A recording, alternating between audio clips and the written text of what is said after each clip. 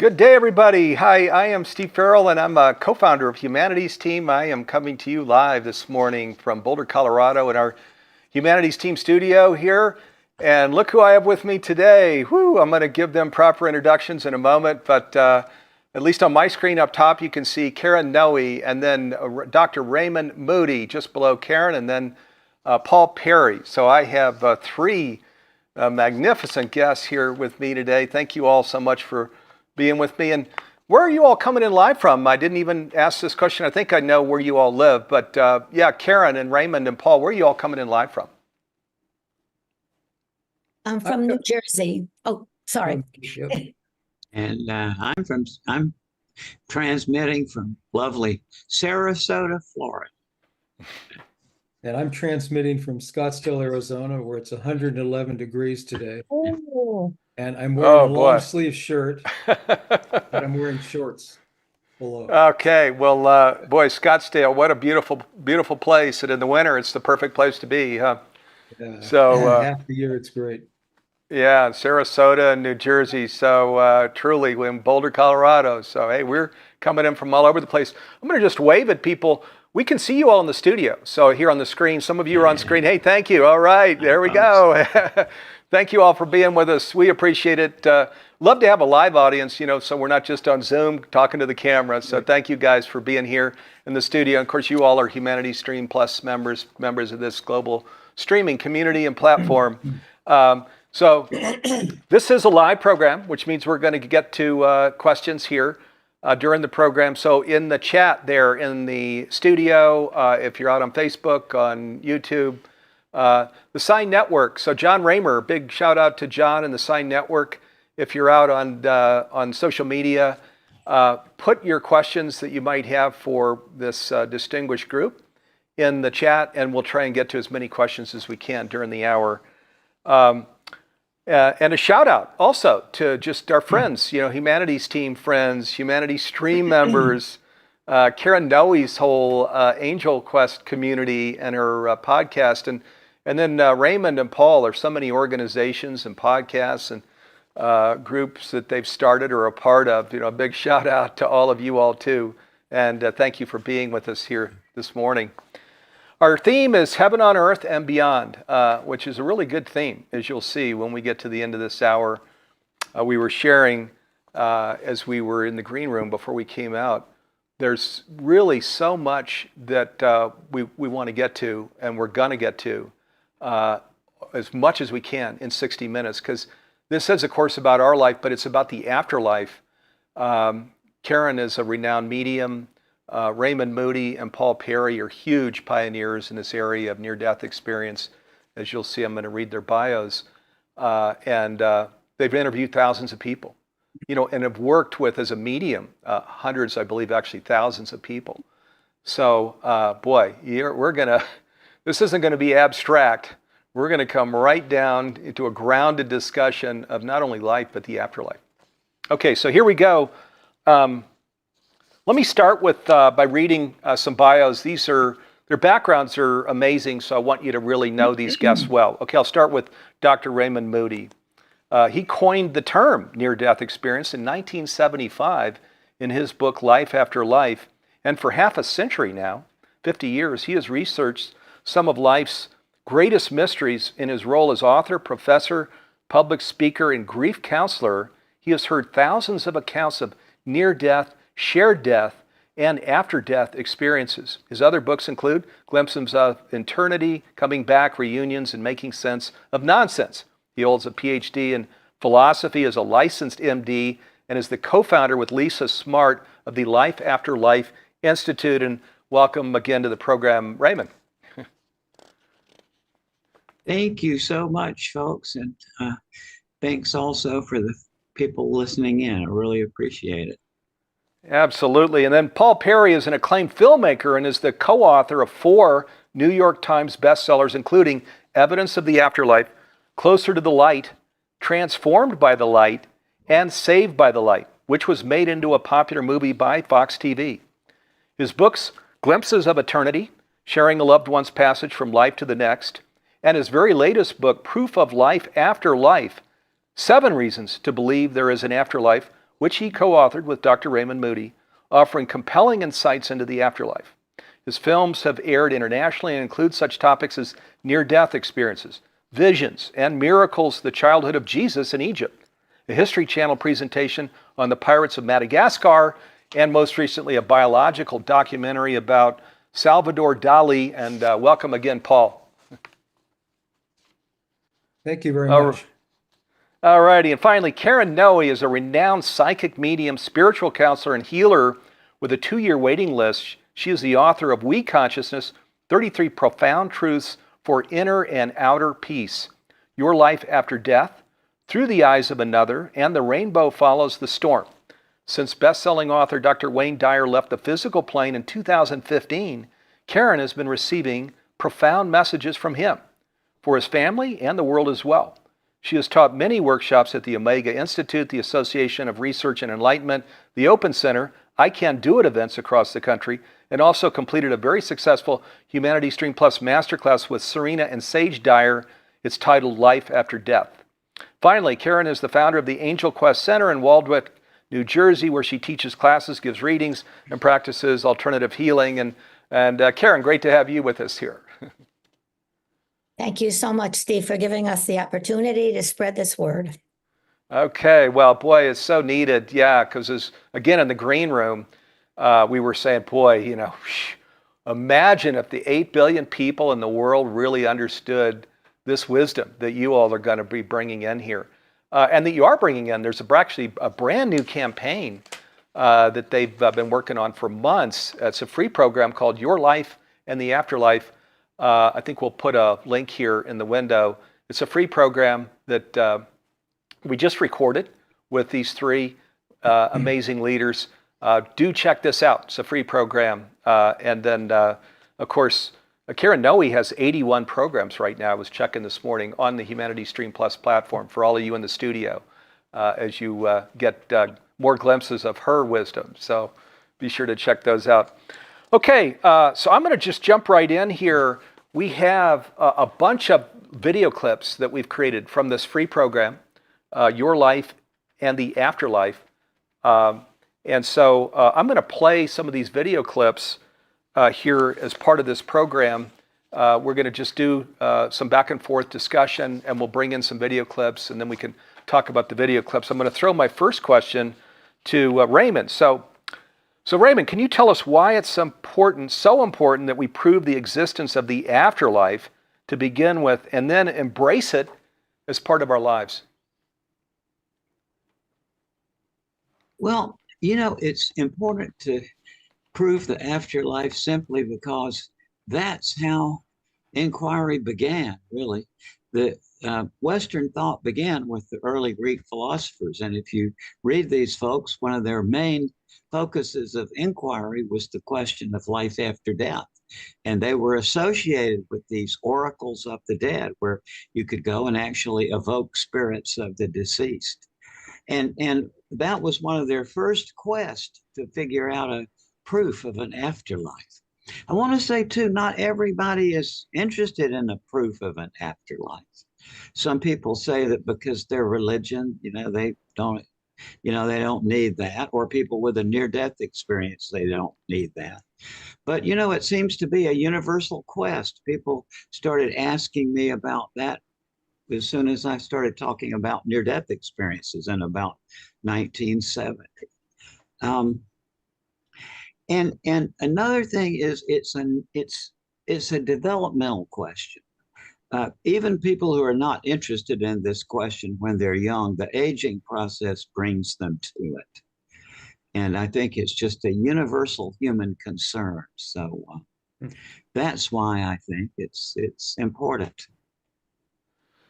Boy, I'll echo that. Yeah, and you were bringing in some of the stumbling blocks of where we talk about near-death experience, including religion, these beliefs, that we grew up with. But boy, there's so much coming in now. This particular program really goes deeply into the afterlife. But we were sharing in the green room that quantum physics, is bringing out all of these equations and proof now that there's a consciousness permeating all of the universe, actually. So And these things actually, at least in my mind, dovetail well with our religious beliefs. That's kind of its own discussion, but I think it's comforting. I know we're going to get to that, but it's comforting to understand the afterlife, because it's a pretty beautiful thing, isn't it? And we get to work with you all and other leaders like you, Dr. Eben Alexander, who's also one of, in your field, and who's well respected. And it's a beautiful thing, this whole afterlife.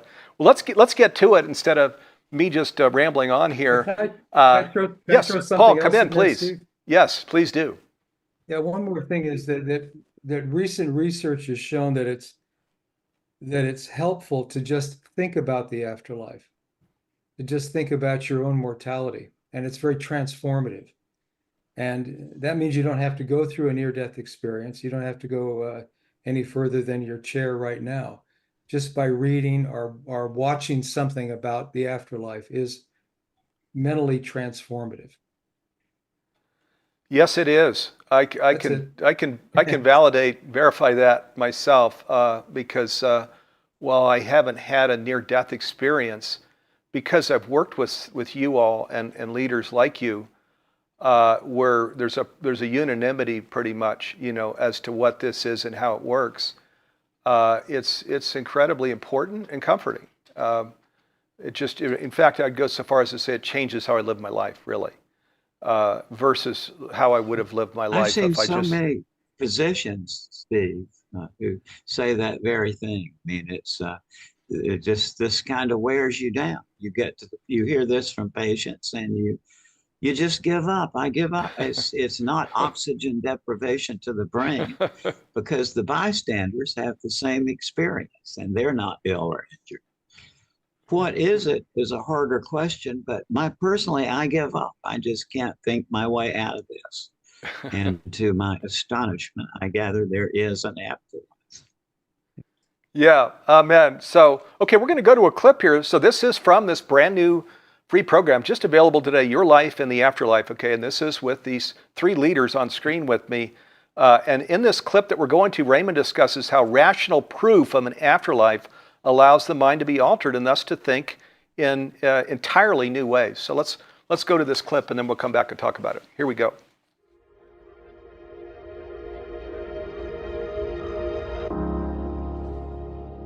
Yeah, I've been doing readings for over 20 years, thousands of people, and the messages that come through, I know without a doubt I wouldn't have known these things, finding missing objects, their dog's name from when they were children, and so forth, that I know without a doubt. I have no doubt about it that there is life after death. And as for hell, there is no hell. Once you leave the physical body, you experience your oneness with everyone and everything, and you go through a life review.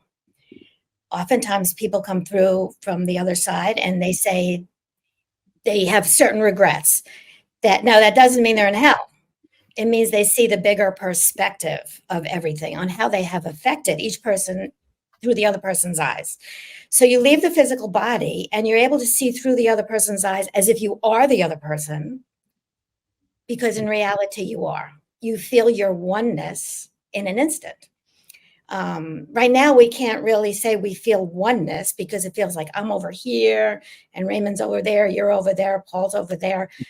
But you shed that body and you feel that oneness with everyone and everything, with God, with your loved ones. So you could see how you've, affected each person.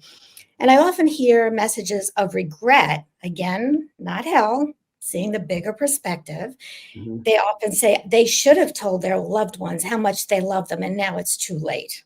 They should have treated their loved ones with respect, and now it's too late. And they should have forgiven their loved ones, and now it's too late. They should have asked forgiveness to their loved ones for something that they did, and now it's too late. They should have treated themselves with the respect that they deserve, and now it's too late. That's what happens after you leave the physical body. You go through that life review, and many people who've had near-death experiences, those who have been clinically dead and came back to talk about what they experienced that as well.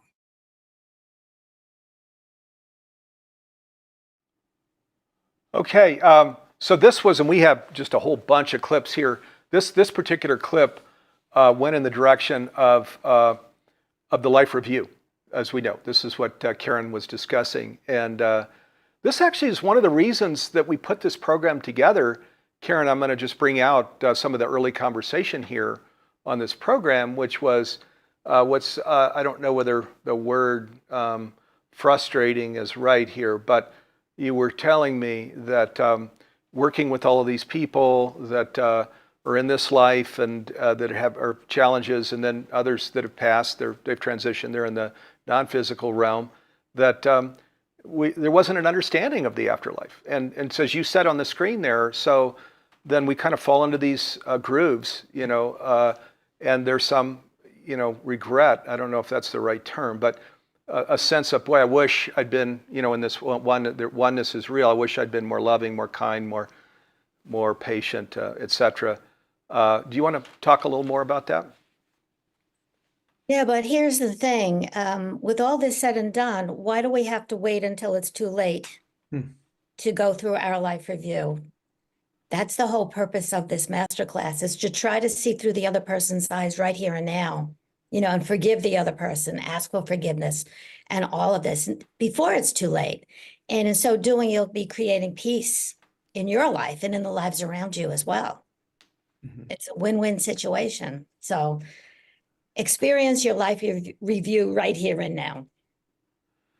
Yeah, boy, this is, again, one of the things that changed my life is this life review thing, which you all talk about and other leaders, in NDE mediumship talk about. And, it's not the home that we lived in or the cars we drive or the bank account. Or it's through the eyes of another. Who were we? How loving, how kind, how in service, listening, etc. And so remember the Stephen Covey thing, habit 2, begin with the end in mind. Well, okay, if that's the end, if this is where I'm going and this is what it's all about, that's an entirely different measurement system that I'm going to put to myself, or I don't know whether it's a measurement system, but an entirely different process that I'll create for my life. If that's the end, where just as you mentioned, I'd love to, my sisters, coworkers, neighbors are looking. I'm looking through their eyes at me, and they're saying, he's really doing his best. This man is doing his best. He's trying to be helpful. That's a pretty good end, if I could end up that way. Come in on this, Raymond, Steve, and Paul. Yeah. Excuse me. Yeah, please. I was going to say, Steve, that one thing about this that's so startling, if you just think about it in a minute, is that, some people say it's hard to infer from near-death experiences that there's an afterlife, but from the life review, we can make one startling conclusion with absolute certainty. And that is that, at least for some of us, life is a two-phase process. We lead it forward as the actor or protagonist. Then we die and time stands still. And you see everything you've ever done in no time. And you witness it not just from your perspective when you did it, but from the perspective of others who you affected, right? And so what that means is, like I said, that life for some of us is a two-phase process. And that itself is startling information. Yes, it is. Yeah, most of us didn't grow up that way, understanding that. I certainly didn't.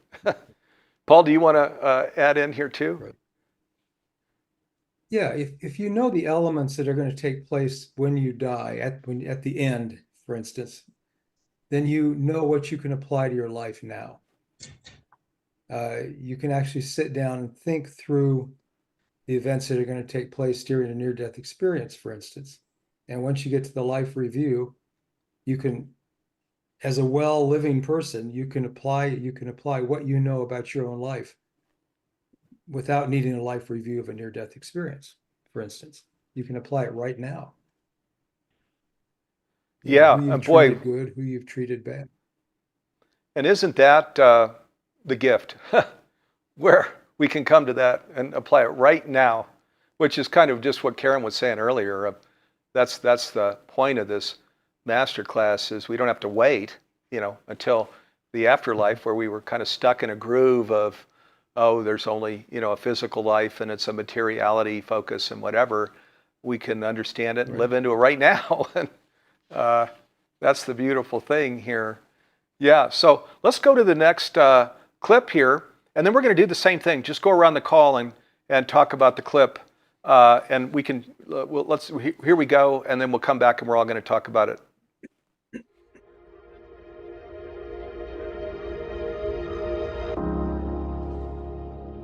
Yeah, I've been doing readings for over 20 years, thousands of people, and the messages that come through, I know without a doubt I wouldn't have known these things, finding missing objects, their dog's name from when they were children, and so forth, that I know without a doubt. I have no doubt about it that there is life after death. And as for hell, there is no hell. Once you leave the physical body, you experience your oneness with everyone and everything, and you go through a life review. Oftentimes people come through from the other side and they say,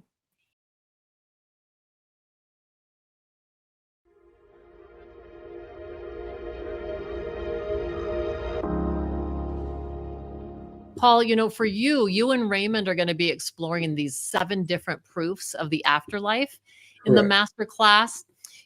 Are one of these, or can you share just about one that you find most compelling? Wow. Well, I love the psychomantium just because I've been around it a lot, and it's very involved. It's very revealing, actually. But precognition is a good one, and see the point behind the book we did and much of our masterclass is that near-death experiences are subjective experiences. So one person has the near-death experience. So only that one person can really describe what went on.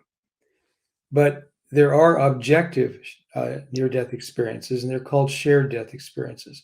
And that's where someone who is well experiences the transitional elements of death with someone who is dying. And if you look at some of those, you look at one of my favorites is precognition. When, let's say, someone wakes up in the middle of the night and they see their father standing at the foot of the bed, which is one of the cases we have in our class, and they see their father standing at the foot of the bed. He's not ill, and he's standing there, and he says, "Call your mother. She has something to tell you." And so he wakes up right away. He calls his mother, and she's been trying to get a hold of him that night. He had turned his phone off, and to tell him that his father had died. And that's a precognitive experience. There's some amazing precognitive experiences down through history. There were 3 researchers in the 19th century who wrote a book called Phantasms of the Living.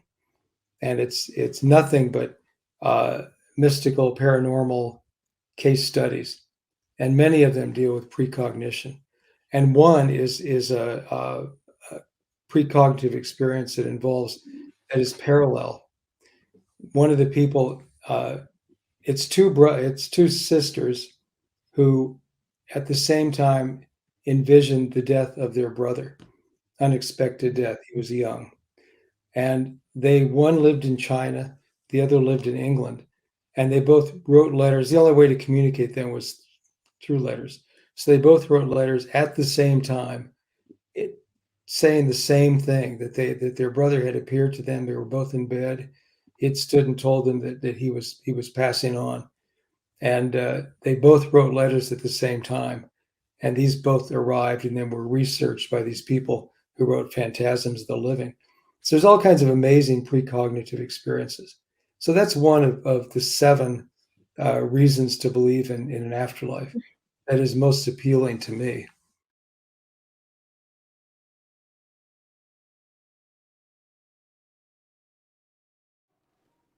Okay, so that was a great clip here, and that's from this free program that just launching today from Humanities Team called Your Life in the Afterlife, and it brings in this whole shared death experience and precognition. Boy, I'll just share. This was I didn't know what a shared death experience was before this program, as you all unfolded what this masterclass would be.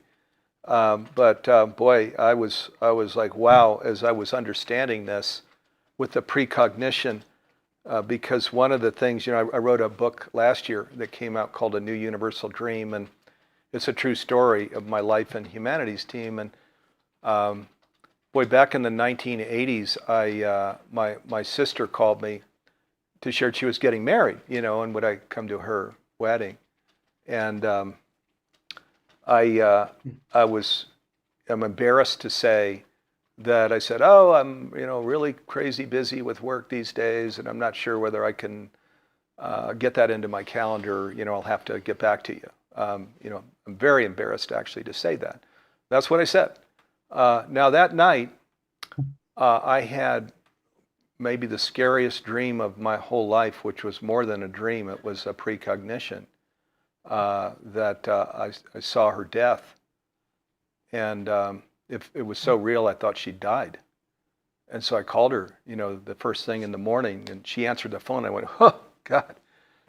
Maureen, I wouldn't miss your wedding for anything in the world. Went to her wedding a few months later. That was the last time I saw her because she was in a car accident just months later. And that was the end. So, of course, and then, boy, I spent a lot of time thinking about what happened to me? How did that happen? So I'll just bring this over to you all. This is your work, shared death experiences, precognition. Paul and Raymond, Karen, do you all want to share?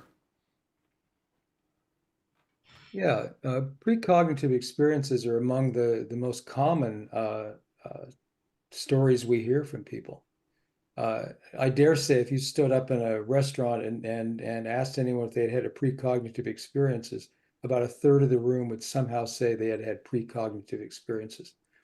And one of the things we're doing lately, Raymond and I, instead of just recording near-death experiences, we're looking for shared death experiences. And this is a prime example of shared death experiences. And the reason we're after shared death experiences is that they show that consciousness has somehow left the body and is able to communicate with other people who are, in these cases, people who are living. They're able to communicate with people who are living to inform them that they've had a health crisis and that they're going to die. We run into an awful lot of those. One that I had recently, I've been dealing a lot with Los Angeles lately, and I talked to a Hollywood producer who went to the East Coast to visit her boyfriend. And it was early morning. They were both laying in bed, and she started to feel very squeamish. And she rolled over and looked up, and she could see her father, full body, hovering above her and saying nothing, but just hovering above her. And her boyfriend, she nudged him. He rolled over, saw the same thing. So that's a double precognitive experience. They both saw him for quite some time, and then he disappeared. She then called home right away, and her mother told her that the father had died just within the last hour or so. And that is a typical precognitive experience. The one you had, Steve, unfortunately, is a typical precognitive experience as well. Yeah. Boy, you just where I went with that is there must be a very loving God in the universe, to have created that precognitive experience for me. Raymond, did you want to add in here? Well, I was responding, Steve, to your thought about how, I gather from your story about your sister that you were like me, like what they call a workaholic, right? I get this. I had a PhD in philosophy when I was 24, was a professor of philosophy for 3 years, then went to medical school and had an MD, 2 doctoral degrees before I was 31. And at this phase of life, everybody can listening to this will realize there's something really wrong with that picture, right? I had spent my whole life with my nose in a book. And one of the things that talking with all these folks with near-death experiences has shown me very severely is that that's not the best way to do it. It's, I had to learn that thing about pacing myself, but, these experiences transform people in such a dramatic way that it's really very difficult to describe. And in terms of the theme of this program, by the way, heaven on earth, that's happening, Steve. These near-death experiences, they have always been around. Plato wrote about them. Democritus wrote about them.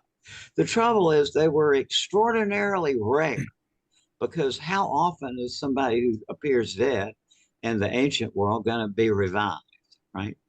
What has changed subsequently is that with the advent of cardiopulmonary resuscitation in the 60s, just very suddenly, there was this huge number of people who were having an experience which had always occurred, but which was extremely rare. And so over the last 50 years, what society has been trying to do is to integrate this. Physicians are coming around and seeing it because the patients are talking to them about it. And what this boils down to is that practically everybody, I think, knows somebody who has been to the other side. And so what that means is that in a very dramatic way, I think the afterlife is infiltrating into this life. It's what was extremely rare has become the norm. And so with that, we're struggling to try to figure out some ways to integrate all of this. It's the theory that, oh, this is oxygen deprivation to the brain. That doesn't work because the bystanders who at the death of someone else who are not themselves ill or injured, nonetheless have this same experience. They say, as grandma died, I got out of my body. I went part way with her toward this light. People see the room fill with spirits. The light burst forth. And a lot of people have told me that they empathically co-lived the dying life review of the person who was passing away. So what that means is that our way of trying to compute this or to integrate it in terms of is it oxygen deprivation or the afterlife, that doesn't work. It doesn't account for the identical experiences of the bystanders. And so personally, I just give up. I can't think my way out of this apparent fact that after we leave here, we go somewhere else. Yeah, boy. Well, the evidence is overwhelming. That's for sure. And of course, even this crowd here in the studio with us, probably because they're all part of humanity's team and these master classes of ours and things. There's so many that cover this kind of material. Just like what you say, the NDEs are getting out and doctors are hearing these stories, and you're even saying it's infiltrating the mainstream. I think there are probably many of us all over the world that are beginning to even, I would go so far as to say, live our lives differently, from this understanding. Yeah. That it really is not just Well, about pedal to Steve, the metal, and materiality. Yeah, Paul, please. yeah, doctors are not only hearing patients talk about it, they're having them themselves. And what Right. I've noticed over the years, the first book that we wrote a book together called The Light Beyond 37 years ago. And that first book, doctors I would mention this to would really poo-poo it. They would say, no, that doesn't happen. I've dealt with thousands of patients and there's no such thing as a near-death experience. And now it's quite different. Now a large number of our case studies come from doctors' own personal experiences. So that's been a Yeah. change in medicine. That's been a change in just introducing this subject to the general public. Because what happens is once you introduce this subject to the public, then people start coming out of the closet, if you will. and they start saying, well, yeah, that happened with my aunt, that happened in my own family or with a friend of mine. And it starts to become lingua franca, if you will, of society. Yes, it does. Yeah, good point. Doctors and people everywhere having their own near-death experience. Let's go, Jim, let's just scroll Humanity Stream real quick. We're going to go, this isn't a website, we're going to actually go into the library.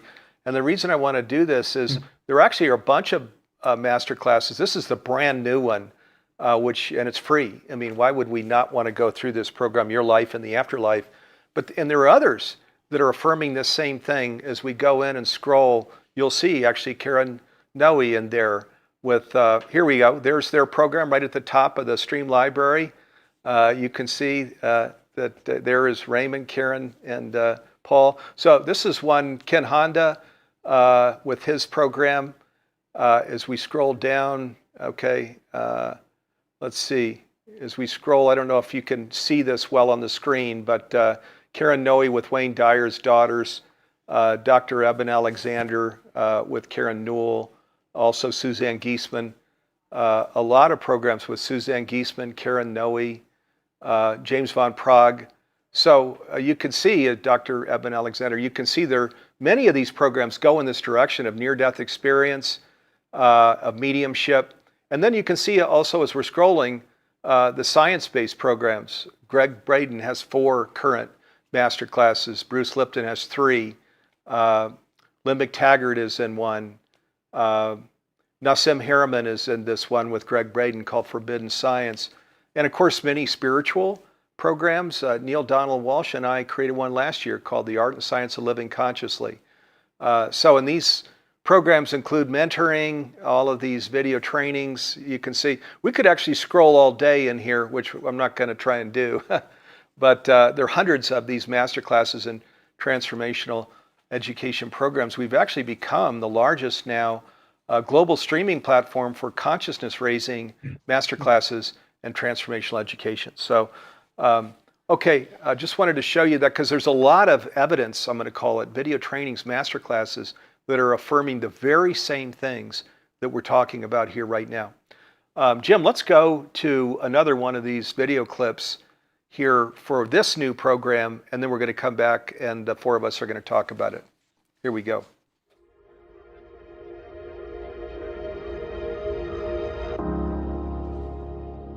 When I sat down to write my letter, I knew I had to understand why I had treated myself in this way. And I needed to be sympathetic in analyzing the situation, just as I had done.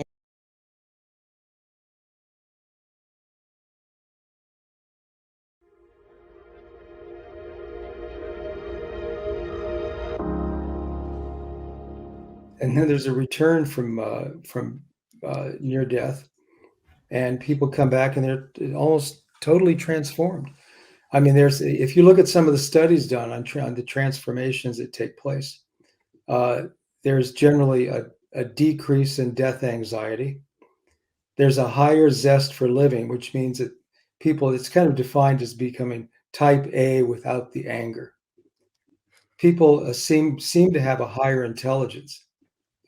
As one of the researchers in one of these transformation studies put it, people who have NDEs evolve into higher beings.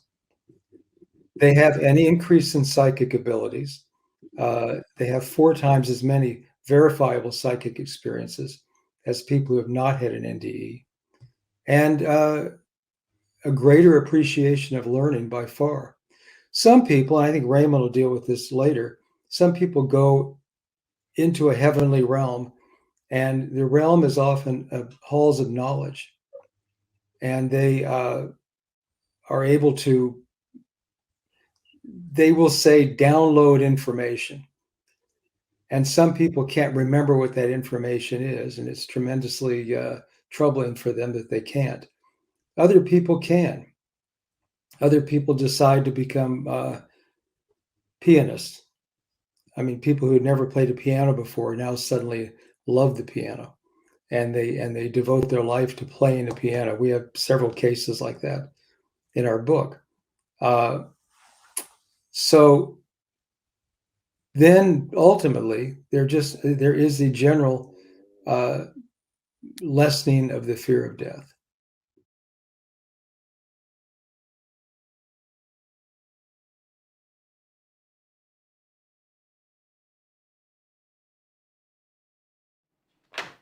Okay, wow. So, that one was packed with a lot of wisdom too. Just a lessening of the fear of death, how your life becomes changed, and even in some cases you were bringing in where life kind of goes in a whole new direction. Playing the piano is the example you bring in. Pretty astounding stuff. Do you want to share more on this, Paul and Raymond and Karen? We'll just go around the call here. Well, I mean, to begin with, if you know what's coming, you're less afraid of it. And I think that's one of the aspects of a near-death experience that is transforming, that people see a positive future in death. Help me with that one, Raymond. You know, it's I noticed, and first I saw this was in 1978.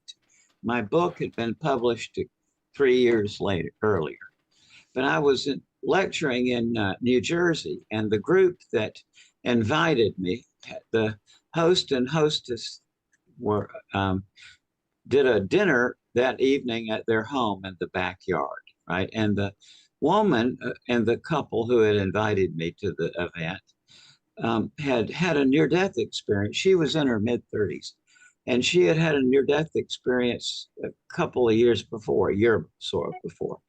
But what happened was she told me that she had read my book. Then, about a year or so later, she had a gallbladder operation and had a cardiac arrest during the operation. And during her near death experience, she reported to me as all these things were happening. She said, and I thought, this is just like in the book. And I have heard that since that. That was the first one I heard. But subsequently, I just hear that all the time, that people read about near death experiences and then they subsequently have one. And their mind goes back, as I heard it said, to the what they read in the book or some other source.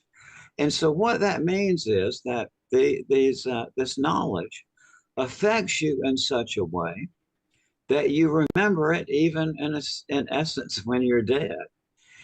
And that's very important, because what that means is that we can teach people new ways to think of things. So think about things so that when they get to the point of having a near death experience, they will be able to articulate it in a whole new way. It's happened already, actually. I was a professor of logic, actually, and philosophy, and created methods to think logically about this, and knowing full well that eventually someone who had had that course would have a near death experience and would be able to formulate it in a new way. And that's happened. You know, people with near death experiences, no matter how articulate they may be, they say, I just can't describe it to you, or there are no words, which is probably the most important part of it. Near death experience is the idinaton, is what that is technically called. It's the locution that you use to say that there are no words, right? So what will happen is that people whose minds are pre-prepared to think about this, once they have a near-death experience, they are required to, just by the situation, to reformulate it in a new way. And in the future, we'll have all these accounts of near-death experiences that make it a travel narrative through the literal logic. But in the not too distant future, we'll have other cases of people who think about it in a new way. And by comparing their two accounts, lining them up, that will give you a situation that astronomers call parallax. Like, how do they know it's 4.3 light years out to Alpha Centauri? Well, because when the Earth is here in its orbit, they make a measurement. Wait, 6 months later till it's here, 186 million miles away. And by comparing those two, you can get a fix on how far it is.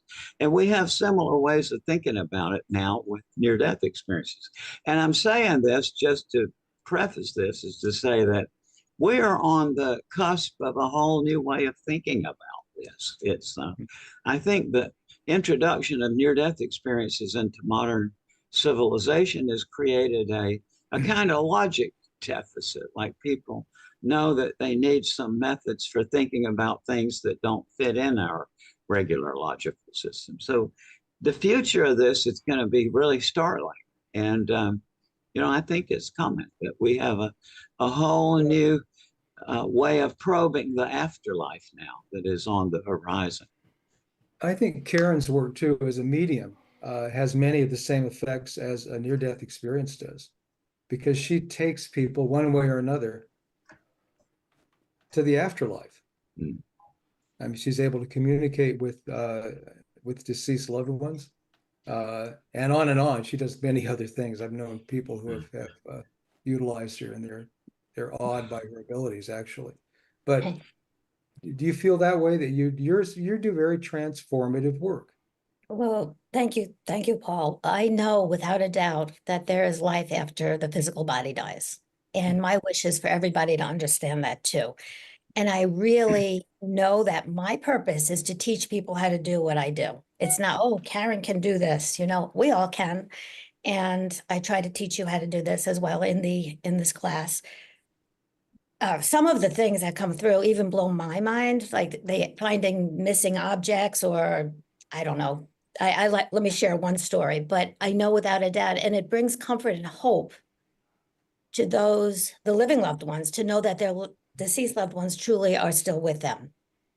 Right. And it brings so much joy. It helps us in the grieving process.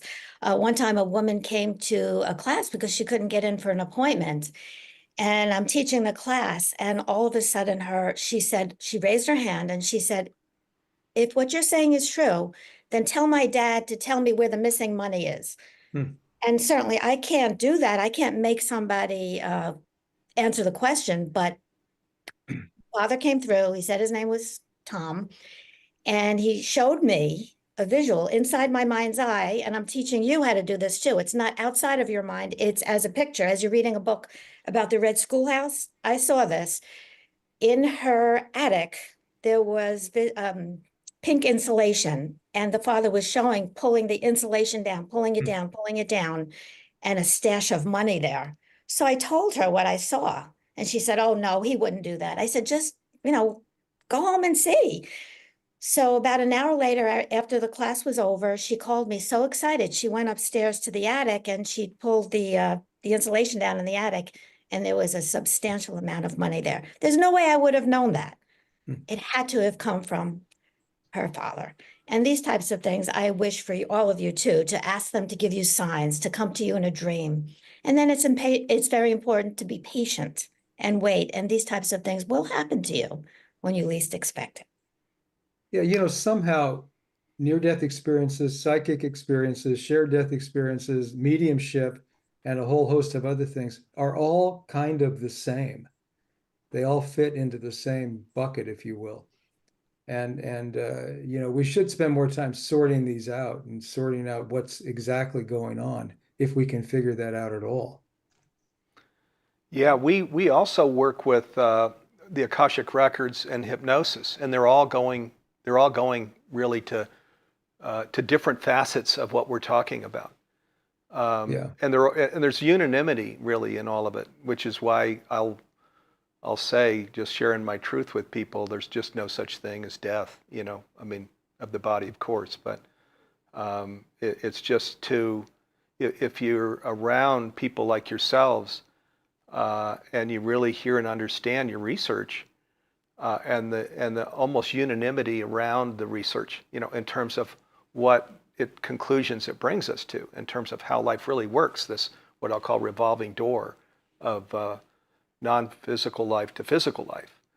To me, it's just there's a beautiful creator that's just perfect love, really, and there's a setup here that allows us to embody it and bring it in as best we can, and then return to it, and then and that's kind of the revolving door of life as I understand it. But Yeah, so important that your research comes out now, and I'll just bring in, Humanities Team is a 501c3 nonprofit. So our particular interest here is our North Star, if you want to call it that, is to have people understand how life really works. Because again, we didn't, unless we're Sufis or in some mystical tradition, we probably didn't grow up with this awareness. This is just all new. And as we live into it, it not only creates a delicious life for ourselves, I'll just use that term, but we have a planet that's very challenged right now. So, and the particular download we got was make conscious living, which is this conscious of this science of your wisdom, conscious of that as we're living our lives. That make conscious living pervasive worldwide by 2040 in 16 years. Because if there's 10% of the population that's now living into this, we can affect a whole new way of living on the earth. Where these challenges can be remedied, because we just we're in service where we understand this to the earth, to each other, etc. And these challenges actually can be remedied, is our belief. So just bring in that hopeful perspective that even beyond the beautiful things it brings into our own life, look what we can do in terms of how we can live in the world together, where we're all doing this together. Right. Stay hopeful, Steve. Yeah. Oh, absolutely. Yeah. To the end. If I may, Yeah. share Yeah. something. Karen, please. Yeah. For those of you who know, Wayne Dyer does come through for his family, to me and to the world. And his most important message was that what we're talking about, we are all one. And whatever we do to ourselves or another affects everyone. So don't think you can't make a difference in this world. If you raise the vibration of who you are of what you're going through right now to who you really are, which is God within you, that's it. We could change the world, every one of us. And that's what we're counting on. Absolutely. Yeah. And that is that life after death masterclass. And this one, as you mentioned, and I love, Karen, that, as a medium, wow, I won't even go into, because I've, there are personal experiences I have with Karen as a medium that are just would blow your mind. But her passion is not that, what she said. It's to train you, so that you, each of us, can be a medium. And thanks to you, Karen and Suzanne and James Von Prague and stuff, I now do, that sister I talked about, I've talked to Maureen many times. My dad, my grandmother, angels and guides, all the time, thanks to you all, because I didn't have this ability, but I've been trained to do this now. Okay, let's go to maybe one more short clip, and we'll talk about it. And I hope, I hope viewers are just enjoying this as much as I think we are, because this is really so important and fascinating, and as I mentioned, this masterclass has brought me into new understandings that I didn't have at all. So here we go. We're going to go to one more short video clip. We'll talk about it, and we've got about another 6 minutes here in the hour.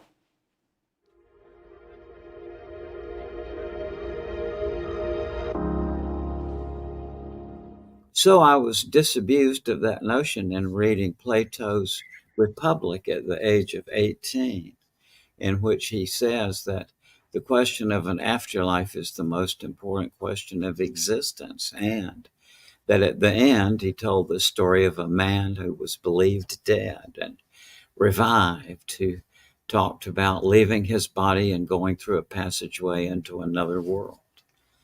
And 3 years later, I met an actual human being with such an experience, Dr. George Ritchie, who at that time was a psychiatry professor at UVA.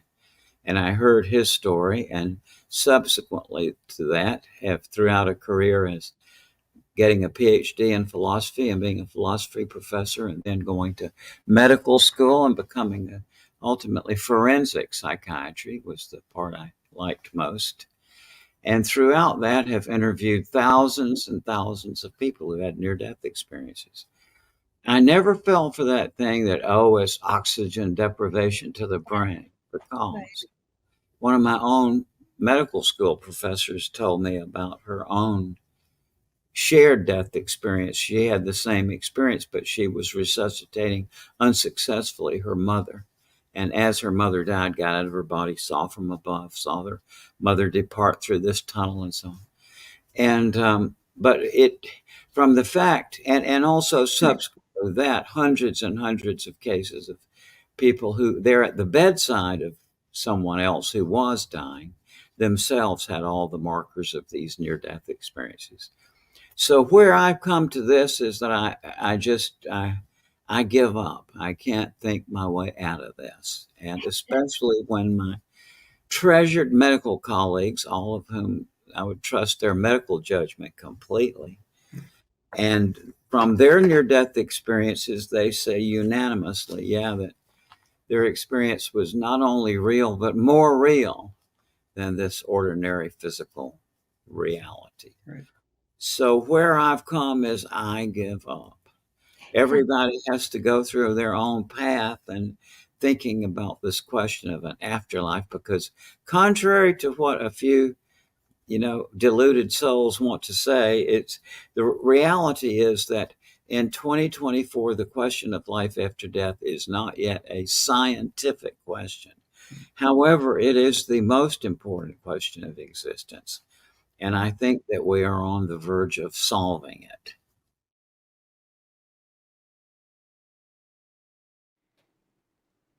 Boy, there's some real wisdom there. And on the verge of solving it, there's hope right there. Paul and Raymond and Karen, yeah, do you each want to come in and share? We've got about 3 minutes left here. I just want to say thank you so much to the folks listening in. And I hope that, that you found something interesting. Yeah. What I find remarkable about all of this is that I think without a doubt, life after life takes place. And the reason I think that is the sheer number of people who have had near-death experiences. I'm looking at a paper right now that says 4 to 15% of the general population have had near-death experiences. That's entirely possible now because of the ability to resuscitate people has improved greatly.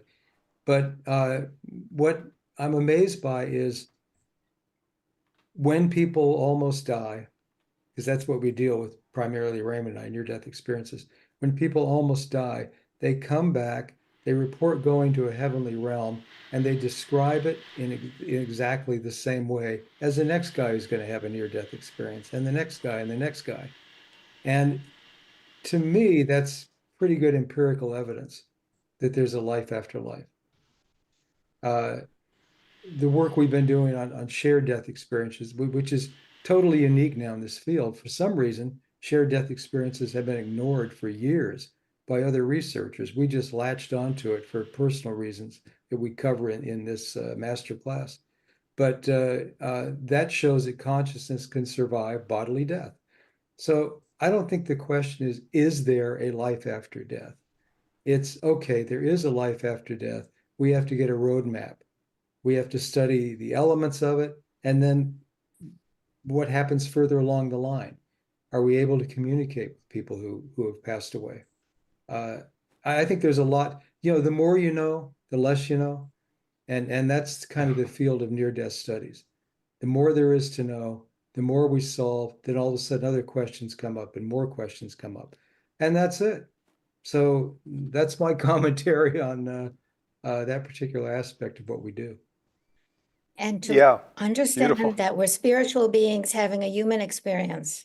It's not the other way around. And after the physical body dies, the energy of who we are continues without a doubt.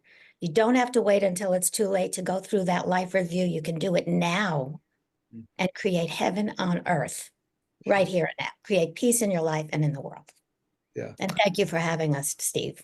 It's been a Amen. great experience. Amen. Yeah, no, huge thank you to you all. Yeah, Raymond, Karen, Paul. Wow, what a privilege and pleasure to be with you all for the hour. And I'll just add one other thing that Karen, and these other distinguished mediums will share, which I've found true in my own life, is, as we develop this skill of mediumship, we understand that, these loved ones, angels and guides, they're here all the time. They're always here. It's just that we didn't grow up with any awareness of that, and there was no bridge to kind of be in communication with them.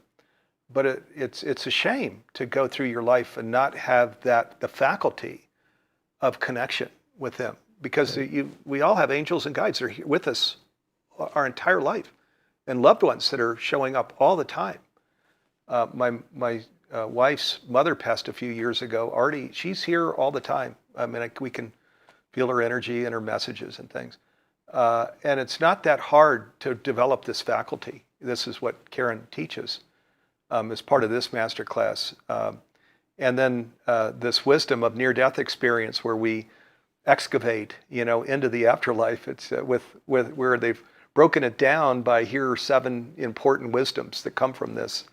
It's just absolutely astounding. It's life-changing. So, and that's why we created the masterclass. That's why we're doing the program today. It's life-changing, in a good way, in a very positive way. So may we all embrace their wisdom and live in to create that beautiful life now. We don't need to wait till that's our message. Don't need to wait and just keep doing it the old way until our life review. Let's live it the new way, have a delicious life, and then a magnificent life review when that day comes. Okay, thanks everybody. Raymond, Paul, and Karen, thank you so much. Love and peace and blessings. Bye. Viewers, thank you. Yeah, wave at you all in the studio. All right, lots of waves and hand clap and people clapping hands for you all. So thank you. Okay, we'll see you next week, everybody. Take care. Love and peace and blessings. Take care.